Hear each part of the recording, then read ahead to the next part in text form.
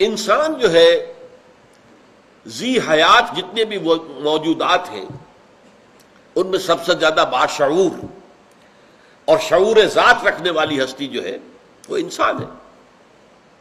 انسانی سطح پر آ کر ایک اور جہاد ہے جو انسانوں کو کرنا پڑتا ہے، اپنے حقوق حاصل کرنے کے لیے جہاد. کسی قوم نے آ کر زبردستی آپ کے اوپر حکومت اپنی جما لی ہے تو اس سے آزادی حاصل کرنے کے لیے جہاد. اگر کوئی طبقاتی کشمکش ہے، ایک طبقہ جو ہے وہ چھا گیا ہے پورے ملک کے اوپر، اس طبقے کے استبداد سے نجات پانے کے لیے جہاد. یہ جہاد جو ہے اسے ہم کہیں گے جہاد فی سبیل الحقوق، حقوق کے حاصل کرنے کے لیے جہاد. اور یہ بھی جائز جہاد ہے، جیسے جہد للبقاء، اپنی بقا کے لیے، معاش حاصل کرنے کے لیے جد و جہد جو ہے اور اس میں مقابلہ اور مسابقت بھی ہے، تو جہاد زندگانی جائز جہاد ہے. اور اس میں اگر جائز راستوں پر انسان قناعت کرتا ہے، ناجائز میں ملوث نہیں ہوتا، تو بہت بڑے اجر و ثواب کا وعدہ ہے. اسی طرح ایک مسلمان قوم اگر آزادی حاصل کرنے کے لیے جہاد کر رہی ہے کسی غاصب قوم کے خلاف، کسی حاکم قوم کے خلاف، کسی جابر قوم کے خلاف، تو یہ بھی جائز جہاد ہے.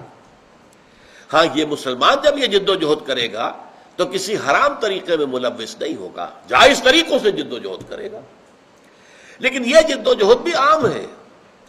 آخر ہندوؤں نے بھی جہاد آزادی میں حصہ لیا انگریز کی غلامی سے نجات پانے کے لیے. پوری دنیا میں یہ جو یورپین کولونیلزم تھا اس سے نجات حاصل کرنے کے لیے افریقہ کے ممالک تو اکثر و بیشتر جو ہے وہ عیسائی تھے، انہوں نے بھی جہاد کیا، جہاد حریت. یہ نیلسن منڈیلا جو اتنا مشہور ہو گیا ہے، کیوں؟ کون تھا وہ؟ مجاہد حریت تھا کہ یہ جو گوری چمڑی کے لوگ جو ہیں ہم پر حاکم بن کر بیٹھ گئے، یہ معاملہ ختم ہونا چاہیے، انسانی مساوات ہونی چاہیے. یا کشمیر میں اگر وہاں کا مسلمان جد و جہد کرے کہ ہم نہیں رہنا چاہتے ہندوستان کے ساتھ، ایک غالب ہندو اکثریت کے ساتھ ہم نہیں رہنا چاہتے، ہم آزاد ہونا چاہتے ہیں، خود اختیاری جسے کہتے ہیں، سیلف ڈٹرمینیشن، یہ بھی جہاد ہے، جہاد حریت ہے. یہاں پر یہ ہے کہ ہم گڈمڈ نہ کر دیں. جہاد فی سبیل اللہ جو ہے وہ ابھی آگے چل کر آئے گا. جہاد فی سبیل الحیات، زندہ رہنے کے لیے جہاد، جہاد زندگانی، یہ بھی جہاد ہے.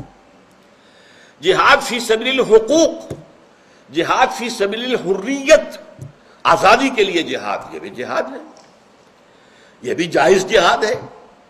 اور مسلمان جب اس جد و جہد کے اندر جان دے دیتا ہے تو بھی وہ شہید ہوگا. اللہ تعالیٰ کے ہاں اس کا رتبہ جو ہے شہادت کا ہوگا. کیوں؟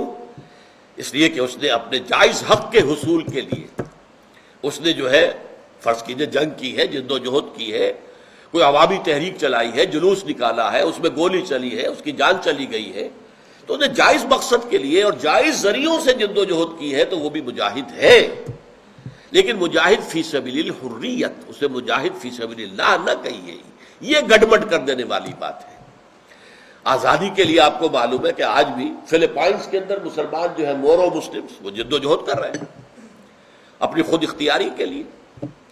چیچنیا میں مسلمان جد و جہد کر رہا ہے کہ ہم روس کے ساتھ نہیں رہنا چاہتے، ہمارا اپنا ایک ملک ہے، ہمارا ایک آزاد ہے، ہماری اکثریت ہے، ہمیں آزادی ملنی چاہیے.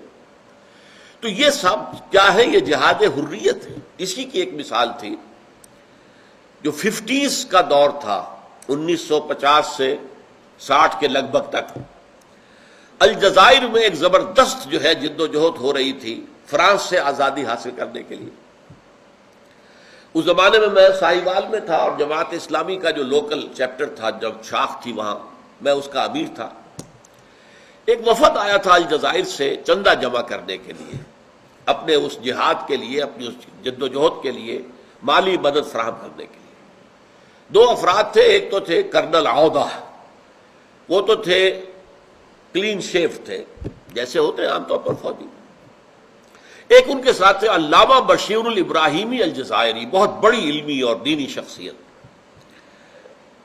جلسہ ہوا، بہت زبردست تقریر کی، جہاد فی سبیل اللہ کے موضوع پر تقریر کی علامہ بشیر الابراہیمی الجزائری نے. بڑا جوش و خروش پیدا ہو گیا کہ جہاد فی سبیل اللہ ہو رہا ہے. جیسے ابھی کچھ عرصے پہلے افغانستان میں روسیوں کے خلاف جہاد ہو رہا تھا تو وہ جہاد فی سبیل اللہ کا پوری دنیا کے اندر ڈنکا بج گیا.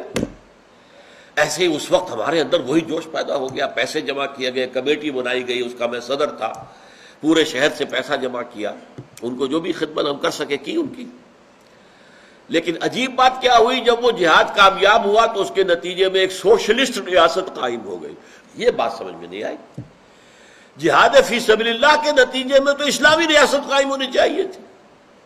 اگر وہ جہاد فی سبیل اللہ تھا تو اس کے نتیجے میں تو لازماً آپ آم کا درخت ہے تو آم لگنا چاہیے تھا، اس میں نیمبو کیسے لگ گیا، یا نیم کی نمولی کیسے لگ گئی؟ آم کے درخت میں تو آم لگنا چاہیے، نیم کے درخت میں نیم کی نمولی لگنی چاہیے۔ تو اگر یہ جہاد فی سبیل اللہ تھا تو اس کے نتیجے میں ایک اسلامی ریاست قائم ہونی چاہیے تھی، نہ یہ کہ ایک سوشلسٹ ریاست۔ اسی وقت سے یہ بات مجھ پر واضح ہو گئی کہ یہ دو چیزیں علیحدہ علیحدہ ہیں، انہیں گڑبڑ نہیں کرنا چاہیے۔ ایک جہاد فی سبیل الحقوق ہے، جہاد فی سبیل الحریت ہے، جہاد ہے خود اختیاری کے لیے، سیلف ڈٹرمینیشن کے لیے، آزادی حاصل کرنے کے لیے۔ اور جیسے جہاد زندگی تمام ذی حیات جتنے بھی کریچرز ہیں، مخلوقات ہیں، ان سب میں مشترک چیز ہے، اسی طرح جہاد حریت بھی تمام انسانوں میں مشترک ہے، وہ ہندو ہو، وہ عیسائی ہو، وہ پارسی ہو، وہ کوئی بھی ہو۔ اب آپ کو معلوم ہے کتنے عرصے تک کوشش کی ہے سکھوں نے، وہ خود اختیاری، ہم چاہتے ہیں ہماری علیحدہ ریاست ہو، یہ دوسری بات ہے کہ ان کو کچل دیا گیا، بات ختم ہو گئی۔ لیکن یہ جہاد جاری رہتا ہے دنیا میں، لیکن یہ جہاد حریت ہے، فی سبیل الحقوق ہے۔ اس کو جہاد فی سبیل اللہ ہم اس لیے قرار دیتے ہیں کہ وہی غلطی کہ مسلمان جب جنگ کرے گا وہ جہاد ہو جائے گا، جہاد فی سبیل اللہ ہو جائے گا۔ اس مغالطے نے در حقیقت پھر جہاد فی سبیل اللہ کی مقدس اصطلاح کو بدنام کیا ہے۔